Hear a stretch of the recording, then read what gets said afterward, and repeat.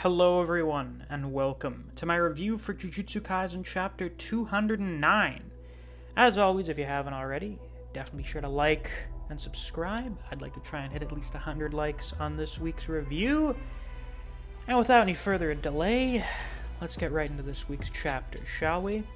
So, new year, new me. I'm feeling very motivated to do videos right now for some reason. I don't know. Maybe it's the fact that this chapter is quite important, I suppose. It's essentially giving us the premise for the next big chunk of the Culling game, however long that will be. Certainly not short enough for the series to end in about a year. Gay. I don't know what the fuck you're smoking. Something that alters your perception of time, perhaps. Yeah, I feel like what this chapter establishes could give us, who the fuck knows, like another 30 to 40 chapters worth of content, depending on how in-depth they want to get. Because, we're going back to Tokyo Colony number 1. It's very possible that we could go back to each individual colony. Probably not. The one I find us least likely to go back to is Sakurajima, just because Maki's able to move between barriers. So we're probably going to have 3 colonies we go back to. Maybe 2, at the very least, I could see it. At least for a time, we're going to go to 2 different colonies, including this one. So we're basically going to go back through all of the characters that we spent the last year and a half? Not quite year and a half, more like a little over a year. Like 13, 14 months covering.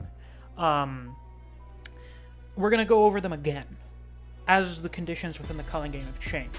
The game's entered a new phase, the conditions have changed, there are new environmental hazards, there are going to be more environmental hazards, and then, we have all of the stuff that will presumably come after that. We still have to go over the Heian, we still have to do Sukuna's backstory. I can't imagine the final battle being very short. If the fight against Mahito in Shibuya was literally an entire volume, I imagine whatever the final battle is will also be at least an entire volume. Like any mangaka, he has no fucking idea how long his own manga is going to last for, and who knows, maybe he'll think of more stuff that he wants to write about. So we go back to the 14th. So everything that's going to be happening for this next stretch of chapters happens before the Kenjaku fight. I assume the reason we saw that first was because of Kenjaku alluding to the fact that, the Culling game has fulfilled its purpose. So he's fulfilled whatever preconditions he wanted to do. It seems like it may have something to do with resurrecting Sukuna because of the stuff between Kenjaku and Uraume, which I'll get into in a bit. But first I want to go over how great this new stage of the Culling game is, because it kind of feels like it's the culmination of a lot of ideas and a lot of rules being, I don't know what word, they're all culminating. They're all coming together now after all this time.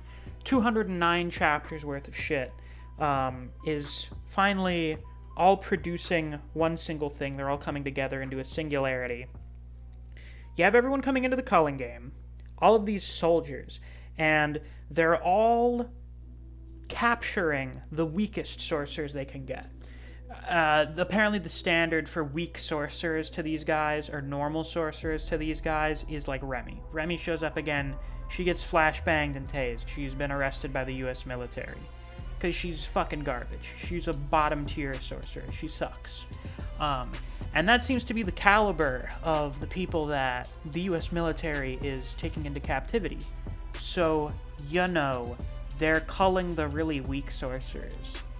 But then we meet this lady from the military whose unit had a really tough fight against this monster of a sorcerer. 50 caliber bullets were bouncing off of his skin, and he was able to turn his hair into a helicopter. That's right, helicopter guy is a monster to the US military.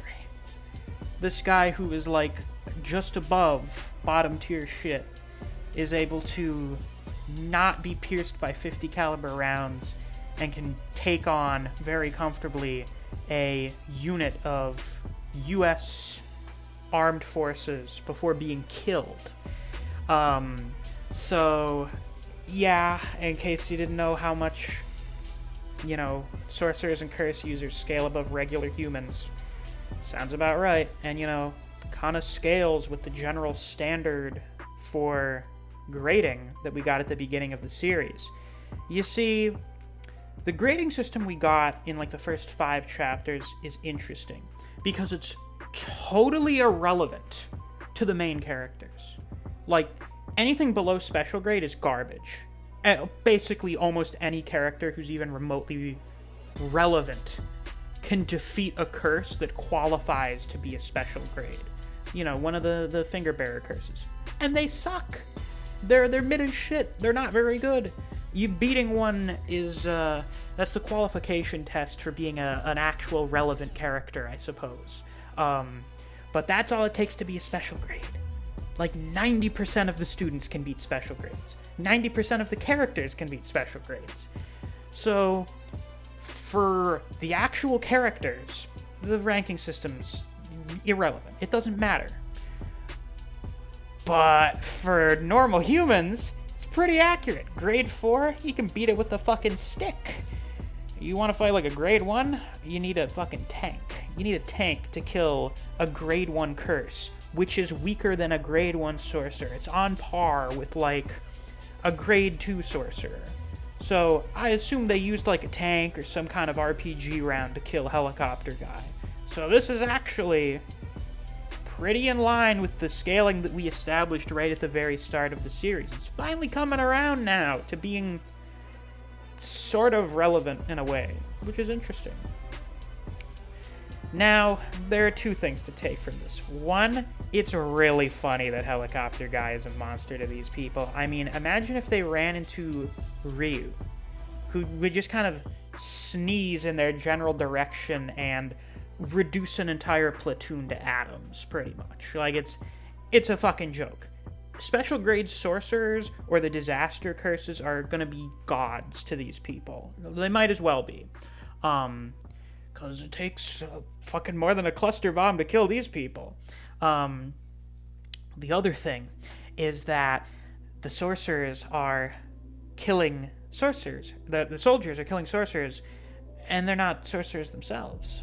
So, sorcerers being killed without the use of curse energy, as we all know, is bound to produce vengeful spirits. So, the weak-ass sorcerers are getting captured or killed, but then are producing significantly stronger cursed spirits, which are then probably going to massacre the soldiers, and then provide fairly tough opponents for the sorcerers that are left, depending on how powerful the sorcerers that get killed are, and I guess how negative their emotions were upon death.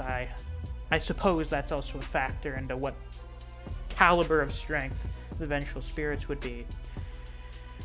So, that sounds like it's a brewing storm for a clusterfuck.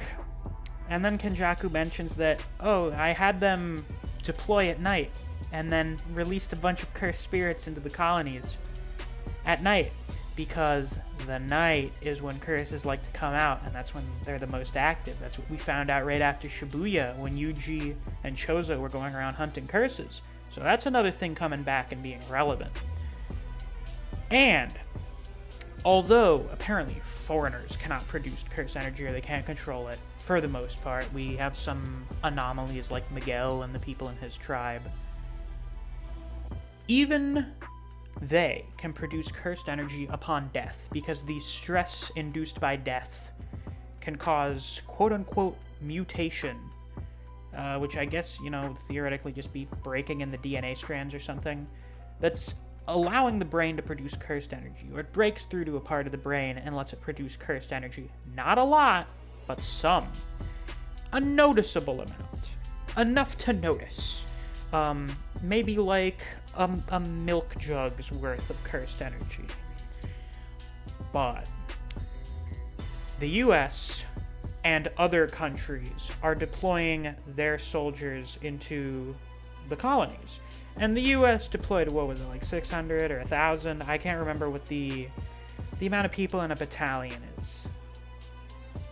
Let me check real quickly, actually. How many soldiers in a battalion?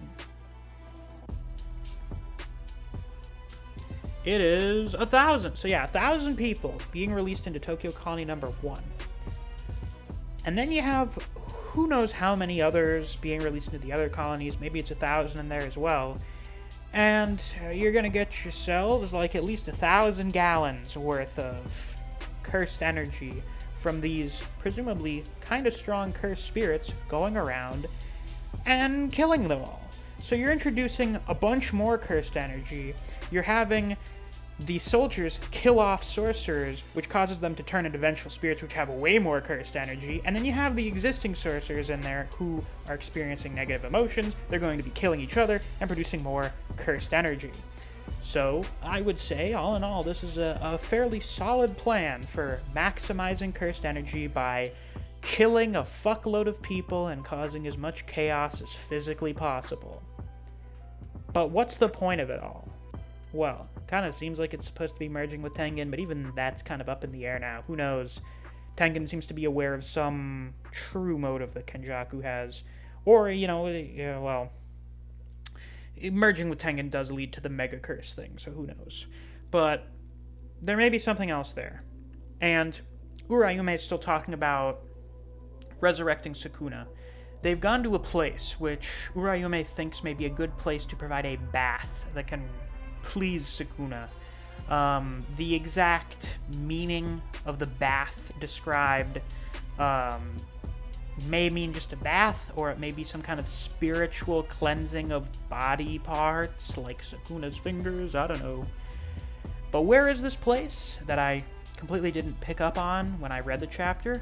Oh, it's the Zenin headquarters. They actually stroll up on Ogi's corpse, and Kenjaku has a cursed spirit eat it. So, done picking up the trash. Rip to that dipshit, he died like a year and a half ago. Actually, it's a little more than a year and a half ago. It's been almost 2 years ago now. Holy shit. It was back in like May or something. So yeah, a little more than a year and a half ago. But why are they here in the Zenin clan headquarters? Why is this the place to resurrect Sukuna, I wonder? Well, I have a potential explanation for this, and it relates to Megumi. Sukuna seems to have a great fascination with Megumi and his 10 Shadows technique, and a lot of us think it may have something to do with his ability to move through shadows, to store items within shadows and move them around. And, well, 10 Shadows is an inherited technique amongst the Zenin. It may be something that Sukuna is aware of from the past, from Heian-era 10 Shadows users. So he may have known pretty much from the get-go that that would be something that would allow him to either be freed from Yuji or get his original body back, whichever one of those or a combination of those two ends up happening. And it's possible that some of the ancient relics of the Zenin, or just some sort of place of power that's here in the Zenin headquarters, could be ideal for such a resurrection. However, this also does provide some new context for perfect preparation. The arc where Maki goes along and just massacres the entire Zenin clan. Yeah, that. I was wondering if Kenjaku was aware of Maki's full realization of her completing her heavenly restriction. It was probably safe to assume that he did, because he's just kind of very knowledgeable about everything. He just seems to kind of know everything. And if he doesn't, he's able to figure it out pretty quickly. But something as major as the annihilation of the Zenin clan would be bound to get Kenjaku's attention, especially when he's taken over the Kamo clan. So, I guess he knew about that. He's not going to be surprised when Maki shows up. And it seems that what Maki went along and did helped in Kenjaku's preparations for maybe the resurrection of Sukuna. Why does Kenjaku want to resurrect Sukuna? Well, he's expressed some desire to return to the Heian. However, he also seems to want to create this big mega curse thing.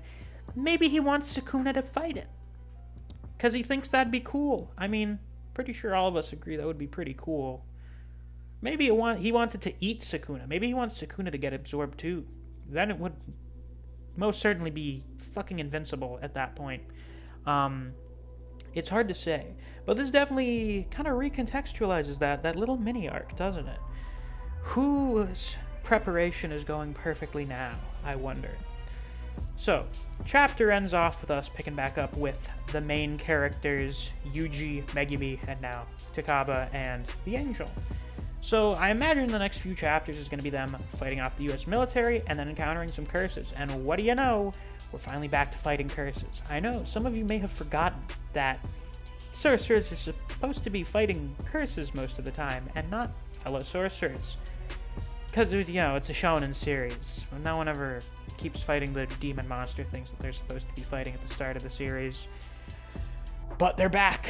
We got curses back on the menu. So, based on that one really fucked up one in the stairway, I imagine we're going to be getting some very interesting curse designs from Gege. I hope he's going to be flexing his creativity muscles to give us some really messed up shit.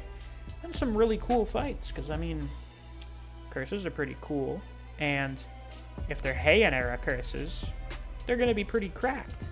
Not to mention, we're going to be getting some vengeful spirits of sorcerers that don't have very good abilities, but they're still vengeful spirits. My prediction is that Helicopter Guy is going to turn into the infested chopper from DMC2, because that thing is most certainly a curse in its own right, and I think that would just be very fitting. But with that, that's pretty much all I got to talk about for this week's chapter. It was a pretty good chapter. Really good setup chapter.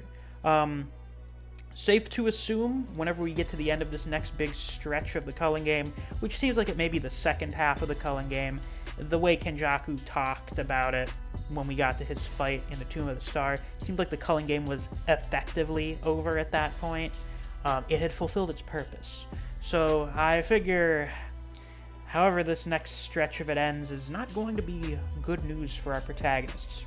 But it should be pretty entertaining, so we're just going to have to wait and find out what happens.